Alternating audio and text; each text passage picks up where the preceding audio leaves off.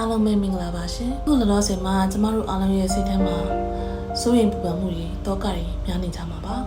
စိုးရိမ်တောကတွေပျောက်စေနိုင်တဲ့အသက်ရှူနည်းတစ်ခုကိုဝေမျှပေးသွားခြင်းပါတယ်ဒီအသက်ရှူနည်းမှာအဓိကကျတာ4-8ဆိုတဲ့ခဏန်းသုံးလုံးပဲဖြစ်ပါတယ်4စက္ကန့်ကိုရှူသွင်းမယ်9စက္ကန့်ကအောင့်လာပြီးတော့အသက်ရှူထုတ်တဲ့အခါမှာဖြည်းဖြည်းလေးကို10စက္ကန့်အကြာဒီကိုရှူထုတ်အောင်မှာဖြစ်ပါတယ်အဲ့တော့ကျမနဲ့အတူတူလိုက်လုပ်ကြည့်ကြရအောင်အသက်ဝဝရှူသွင်းလိုက်မယ်9စက္ကန့်ကြာအသက်အောင့်ထားမယ်10စက္ကန့်ကြာတဲ့အထိအသက်ကိုဖြည်းဖြည်းချင်းရှူထုတ်အောင်ပါမယ်အသက်ရှူထုတ်တဲ့အခါမှာပါးစပ်ကနေရှူထုတ်လို့လည်းရပါတယ်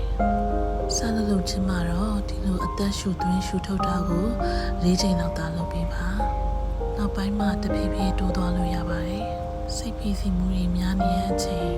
စိုးရိမ်ပူပန်မှုတွေများနေတဲ့အချိန်မှာဒီလိုလေးအသက်ရှူသွင်းရှူထုတ်လေးလုပ်ကြည့်ပေးပါသိတာပါလိမ့်မယ်ကိုယ့်ရဲ့စိတ်ထဲမှာအေးချမ်းမှုတွေရရှိသွားတဲ့အထိအသက်ရှူပေးရမှာပဲဖြစ်ပါတယ်အားလုံးပဲစိတ်အေးချမ်းမှုရရှိပြီးတော့အဆင်ပြေကြပါစေရှင်